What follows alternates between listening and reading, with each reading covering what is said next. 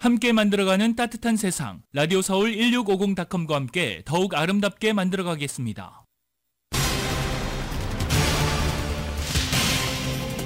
한국계로는 처음으로 연방상원에 도전하는 앤디 킴 하원 의원이 뉴저지주 예비선거에서 민주당 후보로 선출됐습니다. 김 후보는 90% 이상 개표가 진행된 오늘 새벽 75%의 득표율을 기록해서 압도적인 격차로 승리했습니다. 한인타운에서 권총으로 무장한 5인조 강도단이 미네소타에서 에어비앤비를 예약해 LA로 여행 온 6명을 결박하고 현금과 소지품을 훔쳐 도주했습니다. 이처럼 LA에서는 강도 사건이 계속 증가 추세를 보이고 있습니다. 특히 식당이나 사업체 등 비즈니스를 대상으로 하는 강도 건수도 급증했습니다. LA 카운티 슈퍼바이저 위원회가 카운티 직할진의 렌트 컨트롤 아파트의 렌트비 인상을 4%로 제한하는 법안을 연장까지 연장하는 방안을 고려 중입니다. 대학가 반전 시위 여파가 아직 가시지 않은 가운데 LA에서도 한인 1세와 2세를 중심으로 한 친팔레스타인 행동그룹이 발족됐습니다. 바이든 대통령이 멕시코 국경으로 들어오는 불법 입국자들의 망명을 받지 않는 사실상 국경 봉쇄 조치를 발표했습니다. 트럼프 전 대통령은 쇼라고 평가절하했습니다. 바이든 대통령과 트럼프 전 대통령이 미시간과 펜실베니아, 위스콘신 등 3개 경합주에서 박빙 대결을 벌이고 있다는 여론조사가 나왔습니다. 미국인들의 투자 소득이 사상 최대 수준을 기록하면서 고물가 지속에도 소비가 줄지 않는 것으로 나타났습니다. 전기차 업체 테슬라에 초기에 투자했던 기관 투자가들이 이제 테슬라에서 서서히 손을 떼고 있습니다. 중국산에 밀리고 수익 대비 주가가 너무 비싸다고 판단한 것으로 풀이됩니다.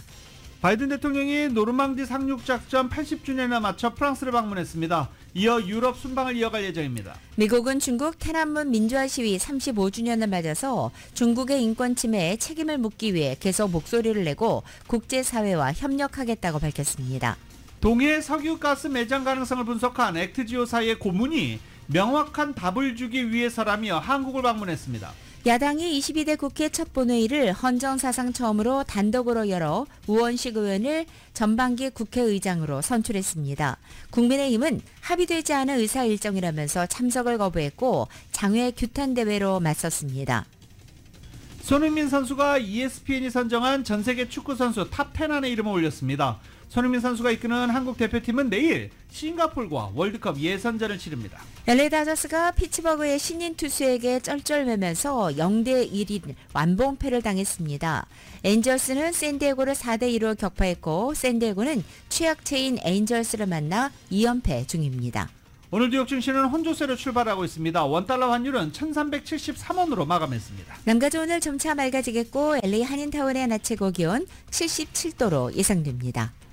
이 시간 주요 뉴스는 하늘 위 호텔, 세계 최대 항공기 아시아나항공 A380에서 차별화된 서비스를 만나보세요. 고국까지 편안하고 안전하게 모시는 아시아나항공 제공입니다.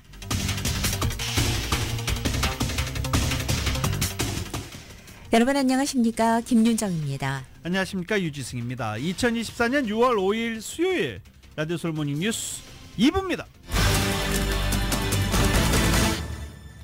야, LA에 이 시간에 가면 날씨도 좋고 바다도 보고 산도 보고 LA는 지금 여행하기 딱이다.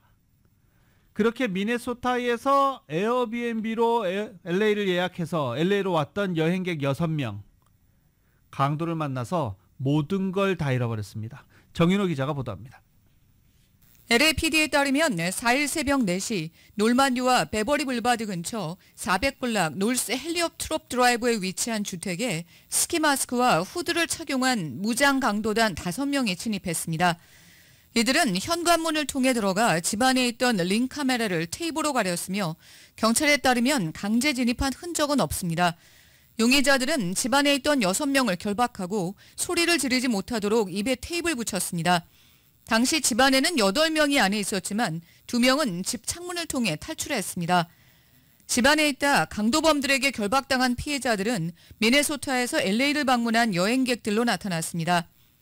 강도 피해를 입은 주택은 멀티 유닛 건물로 당시 1층에서 잠을 자고 있던 페인이라는 이름의 여성은 위층에 있던 친구들이 지르는 비명소리를 듣고 잠에서 깨어 문을 열어보니 무장 강도단이 침입해 강도 행각을 벌이고 있었다고 밝혔습니다. 페인은 남편과 몰래 창문을 통해 집에서 탈출했으며 신고를 받은 경찰이 현장에 출동했을 때는 이미 강도단은 도주한 후였습니다. 용의자들은 현금과 핸드백, 셀폰 등을 강탈해 도주했으며 피해액이 얼마인지는 불분명합니다. 이번 사건으로 인한 부상자는 보고되지 않았으며 용의자 체포도 이루어지지 않은 상태입니다. 사건이 발생한 주택은 한인타운 놀만디와 베버리 불바드에서 한 블락 북쪽으로 떨어진 지점에 위치해 있습니다. 라디오 서울뉴스 정현호입니다. LA시에서 강도 사건이 계속 증가 추세를 보이고 있는 가운데 특히 식당이나 사업체 같은 비즈니스를 대상으로 하는 강도 건수도 급증하고 있습니다. 보도국에서 전해드립니다. 올 들어 6월 1일까지 LA 시내 강도 건수는 지난해 이맘때보다 17.6% 늘어난 것으로 나타났습니다. 도미닉 최 LA 경찰국장에 따르면 올 들어 6월 1일까지 LA 시내에서 1638건의 강도 건수가 보고됐는데 이는 지난해 이맘때보다 500건이 더 늘어난 수치입니다. 특히 타운 동쪽 램파트 지서에서 강도 건수가 두드러지게 늘었습니다. 램파트 지서 관할 구역에서는 지난해보다 강도 사건이 112건 늘어난 것으로 조사됐습니다. 총기를 소지한 강도는 지난해보다 4% 늘었습니다. 시내 식당이나 사업체, 시장, 의류점, 술집 등 업소에서 발생한 강도 사건은 894건으로 지난해보다 43.6% 늘었습니다. 도로와 공원에서 발생하는 강도 건수는 6.9% 늘었습니다. 절도 사건은 지난해보다 146건이 늘어났는데 퍼센티지로 보면 2.4%가 늘었습니다. 비즈니스를 상대로 한 절도 행각은 센트럴 지서의 경우 15%가 늘었고 사우스 지서는 15.6%가 늘었습니다. 주거 절도 행각은 지난해보다 2.8%가 늘었습니다. 자동차 도난 사례도 지난해보다 5.2% 늘었습니다. 자동차 도난이 가장 빈발한 지역은 벨리 지서 관할 지역으로 올 들어 벨리 지서에서만 자동차 도난 사건이 681건 더 늘어나 지난해보다 21.2%가 늘었습니다. 늘어나는 강절도 행각의 고삐를 조이기 위해 LAPD가 특별 전담반을 구성했다고 도미닉 최 국장은 밝혔습니다. 라디오 서울 보도국 뉴스룸입니다. LA 카운티 슈퍼바이저 위원회가 카운티 직할지 내 렌트 컨트롤 아파트 렌트비 인상을 4%로 제한하는 방안을 연말까지 연장하는 것을 고려 중입니다. 보도국 연결해 봅니다. 코로나 팬데믹을 계기로 LA 카운티는 지난 2020년 3월 렌트 컨트롤 아파트 유닛의 렌트비 인상을 동결 조치한 바 있습니다. 이후 동결 조치는 여러 차례 연장됐으며 지난 2022년 11월 슈퍼바이저 위원회는 렌트비 인상을 허용하되 2023년 한 해 동안 렌트 컨트롤 아파트 유닛의 렌트 인상을 3%로 제한한 바 있습니다. 지난해 11월 슈퍼바이저 위원회는 올 6월 30일까지 렌트 컨트롤 아파트 유닛의 렌트비 인상 상한선을 적용하도록 하고 대신 렌트비 인상 상한선은 3%에서 4%로 올리기로 했습니다. 홀리 미첼 LA 카운티 슈퍼바이저는 최근 렌트비 인상을 4%로 제한하는 방안을 올 연말까지 연장하는 방안을 선보였습니다. 올 연말 렌트비 상한선 연장 조처가 만료된 후 렌트 컨트롤 아파트의 렌트비 인상 허용폭을 어떻게 산정할지 수정안을 연구하도록 하는 내용도 이번 조례안에 담겼습니다.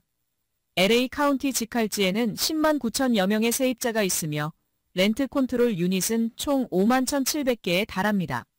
렌트 컨트롤 유닛 아파트는 LA 카운티 직할지 산하에서 주로 샌 게브리엘 밸리와 이스트 LA 지역에 많은 것으로 나타났습니다. 라디오 서울 보도국 뉴스룸입니다. LA에서도 한인 1세와 2세를 중심으로 한 친팔레스타인 한인 행동그룹이 발족됐습니다. 이 소식은 이은 기자가 전해드립니다. 전국 대학가를 들불처럼 번진 반전 시위가 대학 졸업식 그리고 이어지는 방학 얘기로 잠잠한가 싶더니 최근 반전 시위와 관련한 UCL 아카데믹 노조의 파업이 UCLA와 센타크루즈, 샌디에고, 산타바바라, 어바인으로 확산되면서 캠퍼스가 다시 몸살을 앓고 있습니다.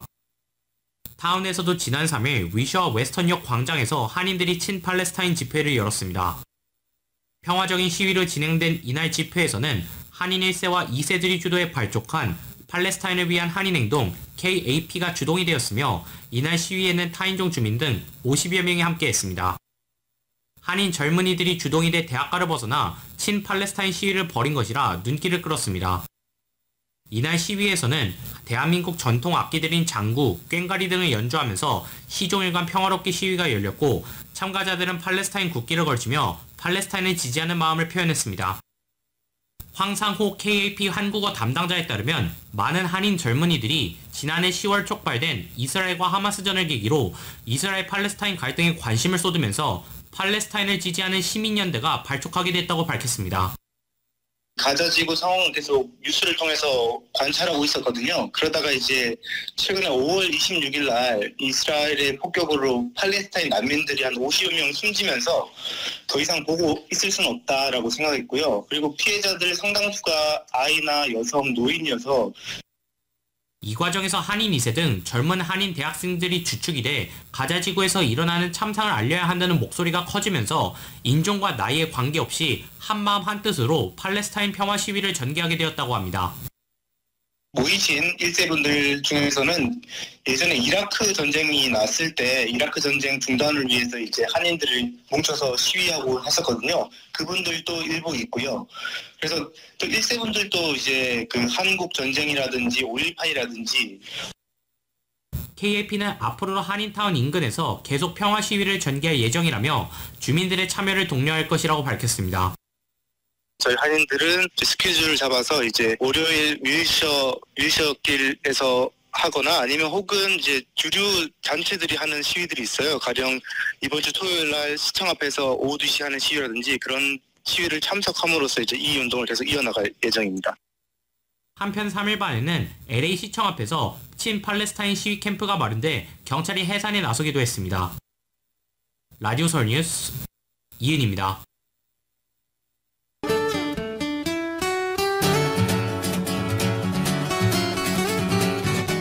6월 5일 수요일 남가주의 날씨입니다. 오늘 남가주 지역 보다 맑고 더워지겠습니다. 이른 아침 현재 출근길은 여전히 흐린 하늘로 시작하고 있지만 오늘은 출근 시간이 지난 이후부터는 점차 해가 나기 시작했고 낮 동안은 쾌청하겠습니다. 낮 기온도 높아집니다. 특히 밸리와 또 일랜드 엠파이어 지역을 비롯한 일부 지역에는 평년 기온을 크게 웃돌아 폭염주의보도 발효돼 있습니다.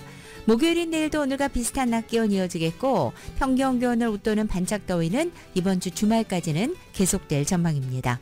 LA 한인타운의 오늘 낮 최고 기온 77도, 밤 최저 기온은 62도, 오렌지 카운티 지역은 84도, 62도, 밸리와 일랜드 엠파이어 지역은 91도, 62도, 해안 지역은 70도, 61도 예상됩니다. 현충일을 맞는 한국은 오늘 대체로 맑겠고 서울의 오늘 아침 최저 기온이 60도, 낮 최고 기온은 86도로 예상됩니다.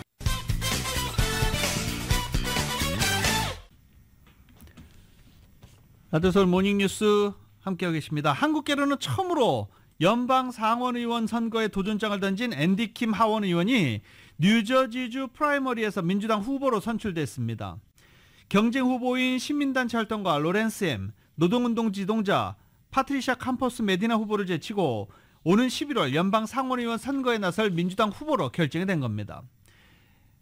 LA 시간으로 오늘 새벽 3시까지 개표가 90% 진행된 가운데 앤디 킴 후보는 75%를 득표해 압도적인 격차로 승리를 확정지었습니다. 캠퍼스 메디나 후보는 16%, 햄 후보는 9%를 득표했습니다. 잠시 현지 방송 연결해 보겠습니다. So today really is the culmination of an extraordinary grassroots effort in all 21 counties that my team has been mobilizing. And so I just want to just say thank you to all of the supporters out there, all of the people on the grassroots and the advocates and the activists and others that have been standing with me all this way. Really being able to step up and even frankly defy a lot of expectations in terms of how New Jersey politics go. Now the congressman said he was looking ahead towards the 자, next 지금 들으신 대로 앤디 킴 후보는 모두에게 감사드린다라는 얘기를 했습니다. 지난 8개월 동안 놀라운 성과를 이뤘다라고도 이야기를 했습니다. 불공정한 투표용지 관행을 무너뜨리고 뉴저지 정치를 영원히 바꿔놓은 놀랍도록 강력한 풀뿌리 운동이다. 변화를 위한 운동을 이어가야 된다라고 말하기도 했습니다. 선거는 유력 경쟁 후보였던 태미 머피 후보가 자진 사퇴한 상황에서 치러져 김 의원이 민주당 후보로 무난하게 선출될 것으로 일찌감치 예견돼 왔었습니다. 연방선거위원회 공시에 따르면 캠퍼스 메디나 후보의 선거 모금액은 43만 달러, 햄 후보의 모금액은 23만 달러, 앤디 킴 후보의 모금액은 무려 787만 달러, 차이가 이미 모금액에서 많이 차이가 났었습니다. 이번 민주당 예비선거부터 지역별 당 지도부가 지지하는 후보들을 투표용지에 가장 잘 보이는 위치에 일렬로 모아놓은 이른바 카운티 라인 시스템을 폐지한 것도 김 의원이 우위에 무기를 더했습니다. 김 의원은 이 같은 카운티 라인 투표용지가 비민주적이고 헌법 정신에 반한다며 소송을 제기했고, 연방법원은 카운티 라인의 사용을 금지해달라는 김 의원의 가처분 신청을 인용한 바 있습니다. 앞서 김 의원의 유력 경쟁 후보였던 태미 머피 후보는 지역별 당 지도부의 지지를 대거 얻어냈지만 남편인 필 머피 주지사의 후광덕이라는 논란 속에 지지율 정체로 어려움을 겪다가 결국 지난 3월 후보직에서 사퇴했습니다. 예비선거 승리로 김 의원은 오는 11월 본선에서 승리해 연방 상원에 입성할 첫 관문을 넘었습니다. 뉴저지주는 1972년 이후 50여 년간 치러진 상원의원 선거에서 민주당 후보가 내리 의석을 석권해왔다는 점에서 김 의원이 본선 대결에서도 유리하다는 관측이 나오고 있습니다. 다만 메넨데스 현 의원이 11월 본선에 무소속 출마를 선언하면서 민주당 표 일부를 잠식할 것으로 예상돼 돌발 변수로 작용할 가능성은 배제할 수 없습니다. 한국 출신을 비롯해 미국에 합법적으로 입양됐지만 시민권이 없는 사람들에게 시민권을 부여하기 위한 입양인 시민권 법안이 어제 연방의회에서 발의됐습니다. 마지 히로노, 수전 컬린스 상원의원과 아담 스미스, 던 베이컨 하원의원이 어제 2024 입양인 시민권 법안을 공동 발의한 것입니다. 법안은 시민권이 없는 입양인들에게 정당하게 시민권을 취득할 수 있는 기회를 제공하도록 하는 내용입니다. 1945년에서 1998년 사이 해외에서 미국으로 입양된 사람 가운데 현재 4만 9천 명가량이 입양 당시 상황으로 시민권이 없는 상태입니다. 이들은 성인이 되기 전까지 자신이 시민권이 없다는 사실을 인지하지 못하는 경우도 많습니다. 연방의회는 이것을 구제하기 위해 2000년 만 18세 미만 입양아에게 시민권을 부여하는 아동 시민법안을 처리했지만 법 시행 당시 18세 이상인 입양아들은 이 적용 대상에서 제외됐습니다. 900만 달러에 달하는 거액의 이 급여 보호 프로그램, 코로나 팬데믹 기간에 했었던 거죠. PPP. 이 PPP 프로그램 대출 사기 혐의로 적발돼 연방 검찰에 기소됐던 한인 변호사에 대해서 연방 사법당국이 그의 사후에도 관련 재산 몰수 절차에 들어간 것으로 확인됐습니다. 특히 이 과정에서 그가 한인은행을 통해서 거액의 PPP 사기 대출을 한 사실도 드러났습니다. 연방 법무부는 변호사였던 한인 최모 씨와 그의 아내 명의 또는 최모 씨가 설립한 유령 회사의 명의로 된 전국의 은행 어카운트 11개와 부동산 1개에 대한 재산 강제 몰수를 요청하는 소장을 뉴저지주 연방법원에 접수했습니다. 연방당국이 최 씨가 PPP 사기 혐의로 취득한 돈들이 흘러들어간 경로를 확인하고 이것이 입증되면 그 재산을 몰수하게 있게 되는 것입니다. 최 씨는 2020년 세 곳의 유령 회사를 설립해 세 곳의 금융기관의 PPP 대출을 승인받았습니다. 스마트 러닝이란 사업체를 신청자로 해서 퍼스트홈뱅크를 통해 307만여 달러, 홈스쿨 바이어스 클럽이라는 사업체를 신청해 한미은행에서 299만여 달러, 그리고 에듀클라우드라는 사업체를 신청자로 해서 캐시밸리뱅크에서 290만여 달러를 각각 받아냈습니다. 모든 서류는 다 가짜였습니다. 직원이 150명, 직원이 100명, 평균 월급 급여가 얼마 지출한다, 이런 모든 증명 서류는 가짜로 드러났습니다. 그리고 세 건의 PPP 신청 시 직원 정보에 가짜로 적은 소셜 번호들에는 사망자의 소셜 번호들도 있었던 것으로 확인됐습니다. 최 씨는 이렇게 불법 취득한 자금을 다른 계좌 등으로 옮겨서 주택 구매, 주택 리모델링, 아내 명의 계좌를 통한 투자 등등에 이용한 것으로 연방정부는 파악됐습니다. 소장에 따르면 최 씨는 2020년 9월에 체포돼 금융사기, 대출 문서 조작, 명의 도용, 돈 세탁 혐의 등이 적용됐는데 재판을 앞두고 돌연 사망해서 법원은 공소 기각 결정을 내린 바 있습니다. 그럼에도 관련 재산 몰수에 대해서는 여전히 진행 중입니다. 도박 빚을 갚기 위해 MLB 슈퍼스타 LA 다저스의 오타니 쇼헤이의 돈에 손을 댄 혐의로 기소된 전 통역사 미차하라 이페이가 재판에서 혐의를 인정했습니다. 오타니 선수는 이에 대해서 중요한 종결이라며 안도감을 표시했습니다. 미자라는 자신의 스포츠 도박 빚을 면제하기 위해서 오타니의 은행 계좌에서 약 1,700만 달러를 빼내 도박업자 계좌로 이체하면서 은행 측에 이것을 승인하도록 거짓말을 한 혐의로 지난 4월에 기소됐습니다. 또 2022년 소득을 IRS에 신고할 때 410만 달러 상당의 추가 소득을 누락한 혐의도 받고 있습니다. 미자라는 지난달 검찰과의 양형 집행에서 오타니에게 약 1,700만 달러를 반환하고 국세청에는 114만 9,400달러의 세금과 이자, 벌금을 납부하기로 했습니다. 다만 이 금액은 법원 선고 전에 변경될 수 있습니다. 은행 사기의 최대 형량은 징역 30년, 허위 소득 신고는 최대 징역 3년입니다. 선고 공판은 오는 10월 25일로 예정돼 있습니다. 아동을 대상으로 성범죄를 저지른 사람에게 어떤 형벌을 내릴까요? 네, 그 외 화제 소식. 멕시코에서는 여자 대통령이 당선됐는데 그러자마자 바로 또 여성 시장이 피살되기도 했습니다. KBS가 소식 묶어서 전해드립니다. 루이지애나 주의회가 현지 시각 3일 13살 미만 아동을 대상으로 성폭행, 성추행 등 범죄를 저질러 유죄가 확정된 사람에게 판사가 징역형에 더해 외과적 수술을 통한 거세를 명령할 수 있는 법안을 통과시켰습니다. AP통신은 미국에서 물리적 거세를 허용하는 법안이 처음 제정됐다고 전했는데요. 현재 루이지애나와 캘리포니아, 플로리다 등 미국의 몇몇 주에선 성범죄자에게 약물을 주입하는 화학적 거세 제도를 이미 시행하고 있습니다. 이번에 통과된 물리적 거세 법안은 루이지애나 주지사의 서명을 거치면 8월 1일부터 시행됩니다. 해당 처벌은 모든 범죄자에게 자동으로 부과되는 것은 아니며 개별 사건마다 판사의 재량에 따라 결정될 거라는 게 루이지애나 주의회의 설명입니다. 그러나 일부 의원들은 지나치게 잔인한 처벌이라고 비판하기도 했다는데요. 특히 단 한 번의 범죄를 저지른 사람에게는 가혹하다는 문제 제기가 있었던 것으로 알려졌습니다. 현지 시각 3일 멕시코 미초아칸주 코티하의 시장 요란다 산체스 피게로아가 괴한의 총격을 받고 숨졌다고 현지 언론들이 보도했습니다.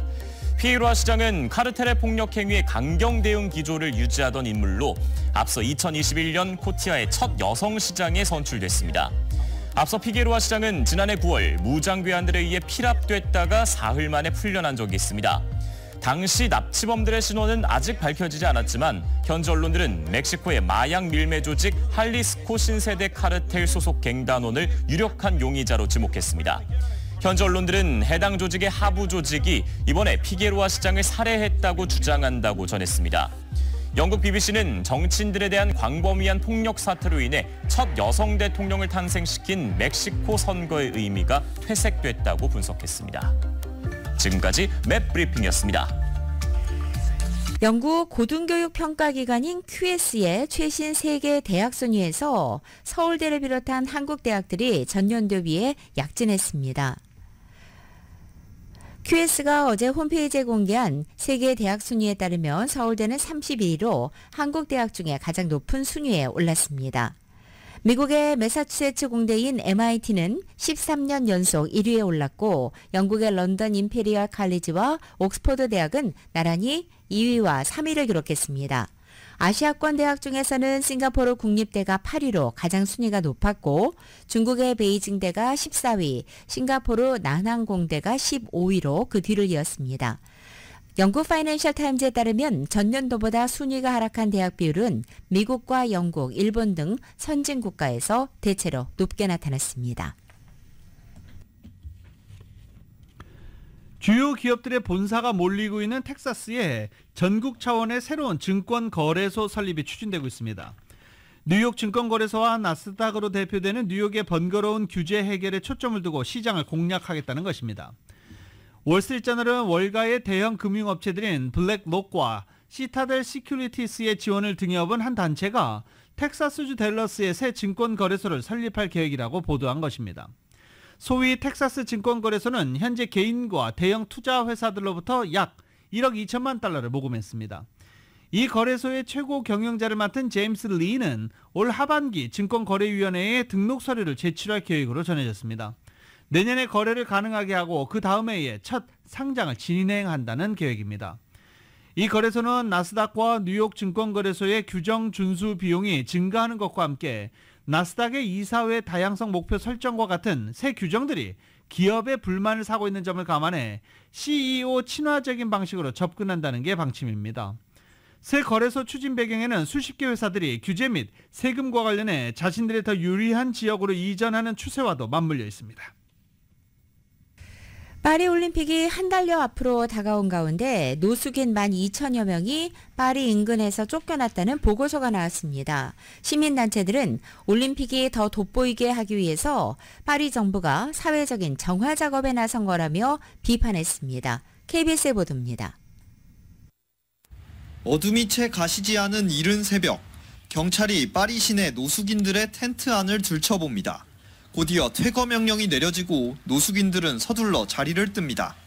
미성년자 노숙인 270여 명이 머물고 있는 이 임시시설에도 퇴거 명령이 내려졌습니다. 지난해 4월부터 지난달까지 파리와 인근 일드프랑스 지역에서 12,500여 명의 노숙인이 파리 지역 밖으로 추방됐다는 보고서가 나왔습니다.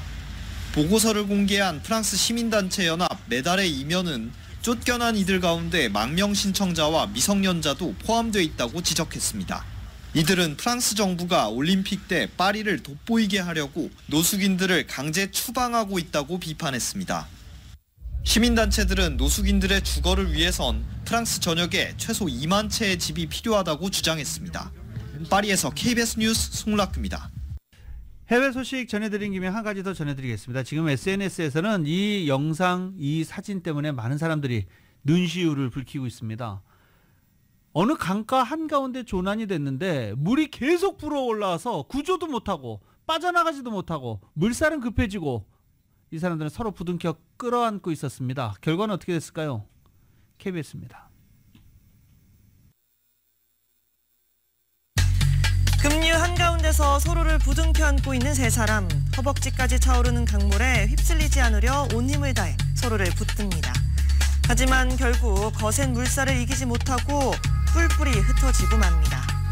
이 안타까운 상황은 지난주 이탈리아 북부 우디네 인근의 나티소네 강에서 벌어졌습니다. 연인 사이인 남녀와 이들의 친구인 여성 한 명은 강 가운데 자갈밭을 산책하던 중 갑자기 폭우로 불어난 강물에 고립됐습니다. 당시 사고 지점 7m 앞에 구조대가 있었지만 거센 물살 탓에 접근하지 못했고 밧줄 구조에도 나섰지만 이 역시 실패했다고 합니다. 구조당국은 다음날 수색 끝에 두 여성의 시신을 수습했습니다. 하지만 나머지 한 명은 여전히 실종 상태로 잠수부와 헬리콥터 등을 동원한 수색 작업을 이어가고 있습니다. 이탈리아 나폴리 인근 헤르쿨라네움에 있는 고대 로마 주택 유적지입니다. 이곳 석회벽에 그려진 작품 한 편에 이질적인 글씨 하나가 눈에 띕니다. 휴가차 이탈리아를 찾은 20대 네덜란드 관광객이 검은색 매직펜으로 남긴 그래피티 낙서입니다.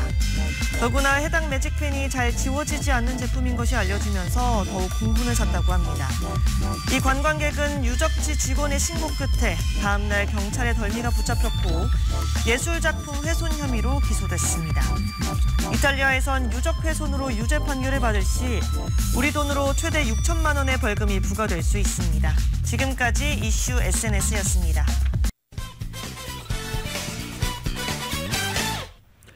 라디오서울 모닝뉴스 함께하고 계십니다.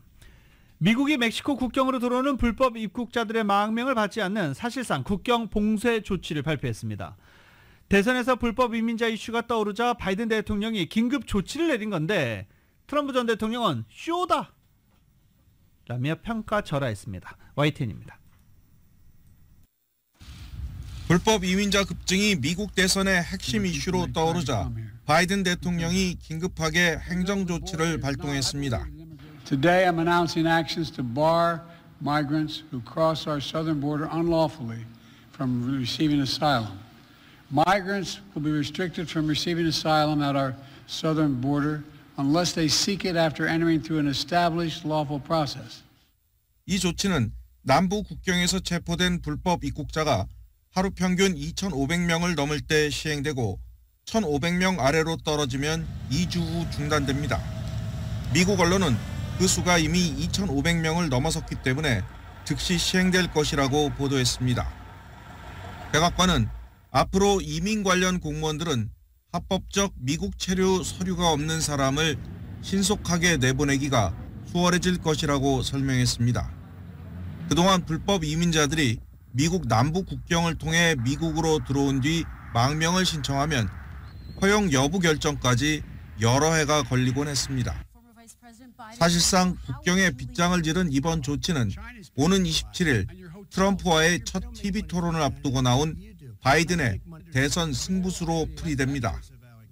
트럼프는 소셜미디어에 4년 가까운 실패 끝에 바이든이 마침내 국경 문제에 대해 무언가를 하려는 척하고 있다며 이것은 모두 쇼라고 깎아내렸습니다.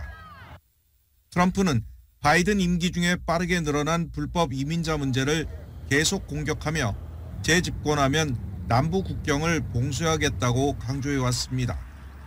이를 통해 인기를 얻은 트럼프는 이민자들이 미국의 피를 오염시킨다, 많은 테러리스트가 오고 있다는 등의 극단적 발언을 이어가고 있습니다. YTN 신웅진입니다. 오는 11월 대선 재대결이 예정된 조 바이든 대통령과 트럼프 전 대통령이 미시간과 펜실베니아, 위스콘신 등의 3개 경합주에서 박빙의 대결을 벌이고 있다는 여론조사 결과가 어제 나왔습니다. 이들 3개 주는 바이든 대통령이 지난 2020년 대선 당시 트럼프 전 대통령에게 근소한 표차로 승리한 지역입니다.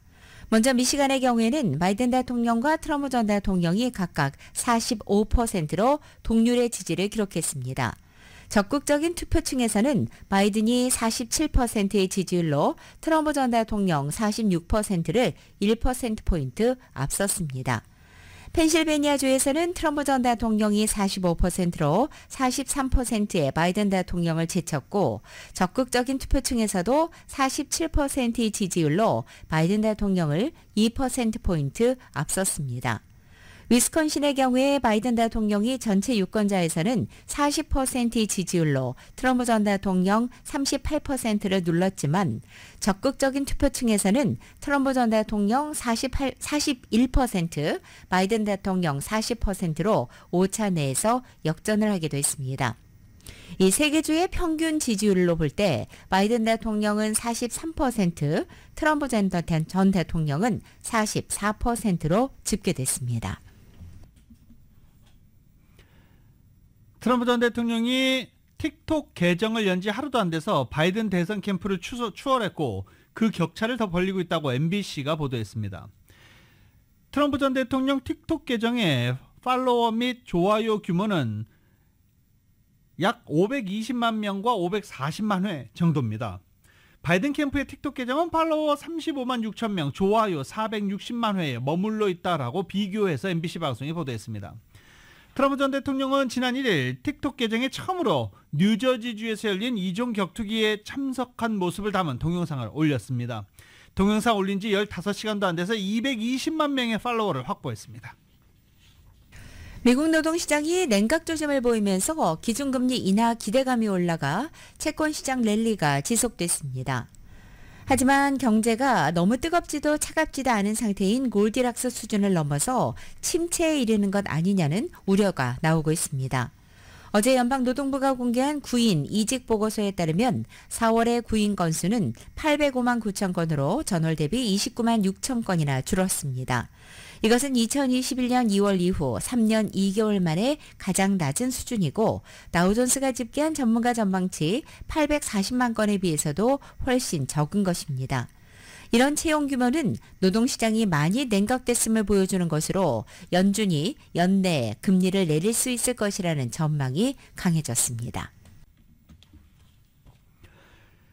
최근 북한이 오물 풍선 등 도발을 이어가고 있는 가운데 바이든 대통령은 북한의 위협 수위가 더 높아진 건 아니다라고 평가했습니다. 전임자였던 트럼프 전 대통령의 대북 접근은 잘못됐다며 북한이 핵에 접근하지 못하도록 협정을 맺어야 한다라고 지적했습니다. YTN입니다.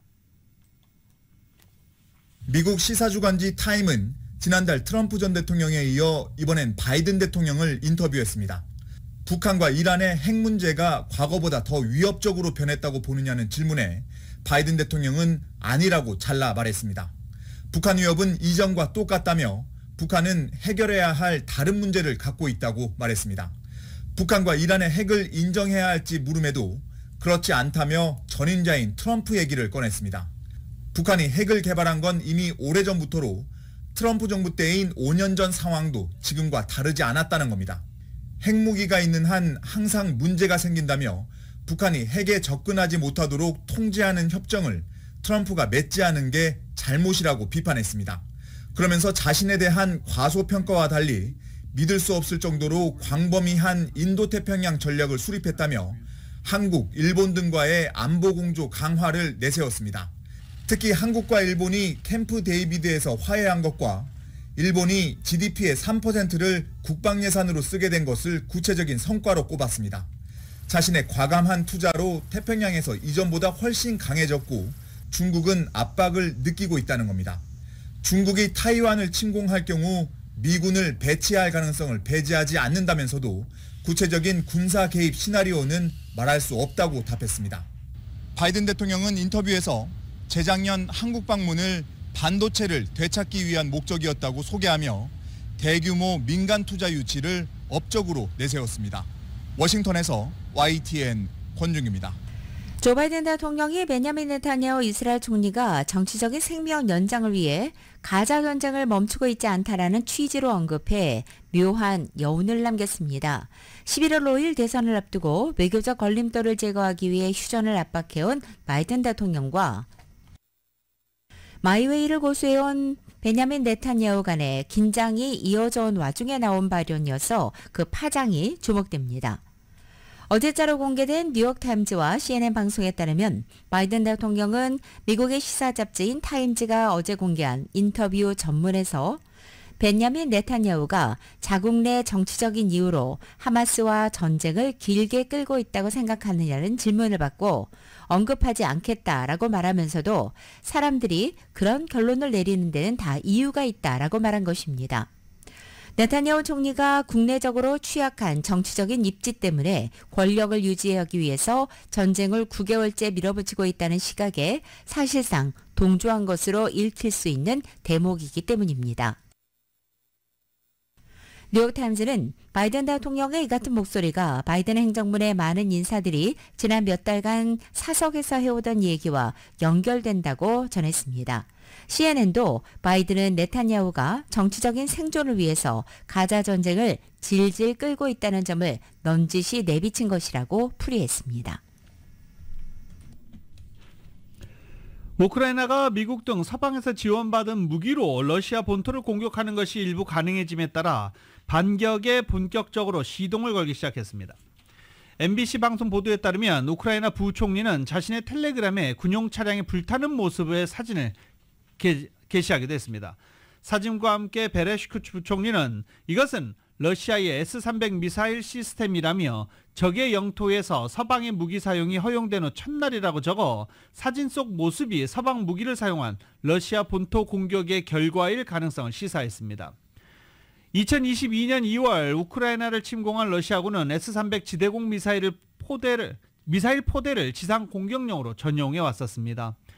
최대 사거리가 200km에 육박하는 장거리 미사일인 까닭에 우크라이나군이 지닌 옛 소련제 구형 무기가 닿지 않는 러시아 본토에서 국경 너머로 발사해 일방적으로 우크라이나를 공격할 수 있었기 때문입니다. 그런 만큼 부총리가 올린 사진이 실제로 러시아 S-300 미사일 포대의 잔해라면 지금껏 확전을 우려한 서방 국가들의 제한 때문에 쓰지 못했던 서방제 장사정 무기로 이를 파괴한 것일 수도 있습니다. 라디오서울 모닝뉴스와 함께하고 계십니다.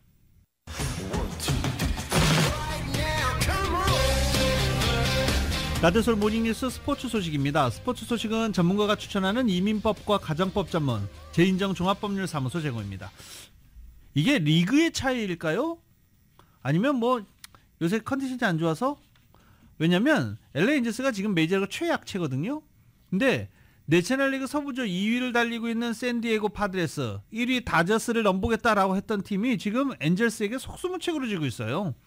어제 LA 엔젤스를 만난 샌디에고 파드레스는 4대2, 2대4로 패했습니다. 김하성 선수 3타수 무안타 기록했습니다. 이렇게 되면 샌디에고 측에서는 본전 생각이 좀 날 수도 있죠. 물론 어제도 말씀드렸지만 김하성 선수 여름에 충분히 반등할 수 있습니다. 근데 반등을 만약에 못하고 이렇게 시즌이 끝나버리면 지난해 트레이드 할 걸 네, 이런 생각이 들 수도 있고 김하성 선수는 이번 시즌 끝나면 자유계약 선수 되기 때문에 이대로 가면 안 돼요. 네, 정말 열심히 해야 되는 그런 상황입니다. 아무튼 지금 샌디에고는 3연패 중이고 이런 샌디에고를 만난 엔젤스는 5연패를 당하고 있다가 갑자기 2연승을 기록하고 있는 중입니다. LA 다저스는 어제 피츠버그를 만나서 0대1로 패했습니다. 지금 피츠버그의 신인 투수 어제 다저스 타선을 만나서 6이닝 동안 무실점 기록하면서 다저스의 영봉패하는데 선봉장에 섰습니다. 한편 부상으로 시즌을 마감한 샌프란시스코 이정후 선수는 어깨 수술을 마치고 재활에 돌입했습니다. KBS의 보도입니다. 이정후는 지난달 13일 타구를 잡으려다 외야 담장에 부딪히며 큰 부상을 당해 빅리그 첫 해 도전이 멈췄는데요. 샌프란시스코 구단은 이정후가 왼쪽 어깨 관절 와순 봉합 수술을 성공적으로 마쳤고 재활에 6개월이 걸린다고 밝혔습니다. 류현진의 어깨와 팔꿈치 그리고 오타니의 팔꿈치 수술을 집도했던 닐 엘라트레차 박사가 이정후의 수술을 맡았습니다. 샌프란시스코는 이정후를 대체할 톱 타자를 6명이나 교체하며 고전 중인 만큼 이정후의 빠른 회복을 기대하고 있습니다.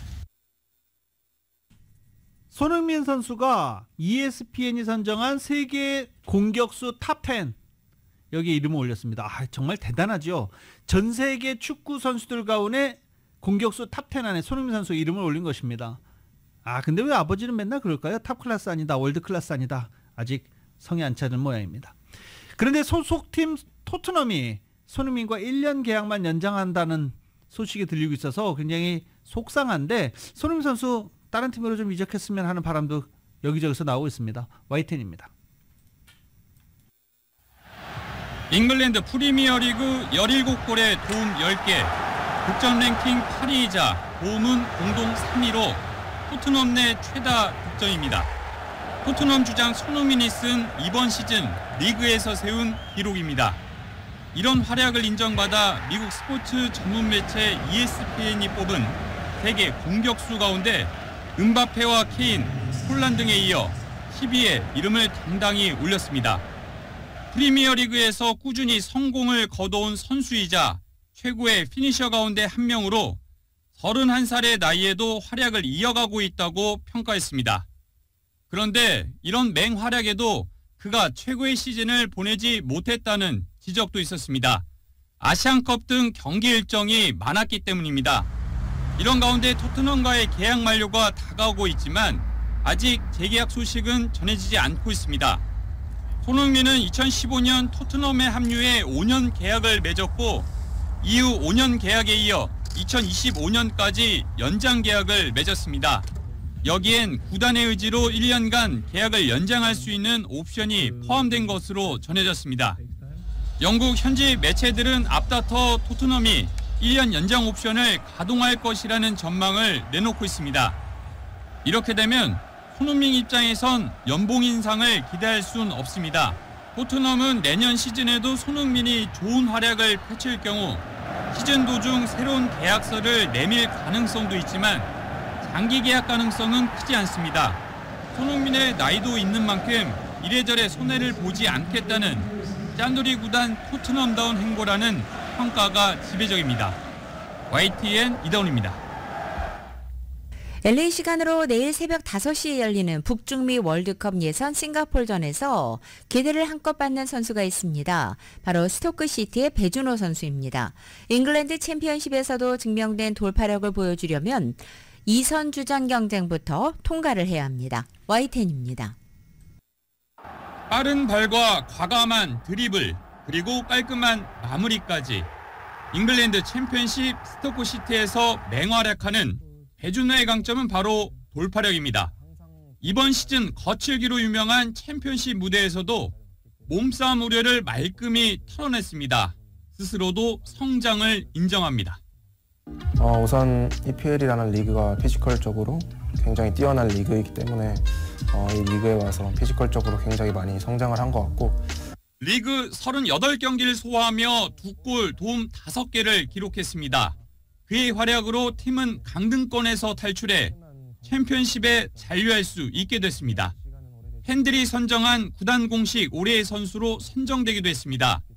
싱가포르전을 앞둔 김도훈 축구대표팀 감독이 배준호를 콕 집어 언급한 이유입니다.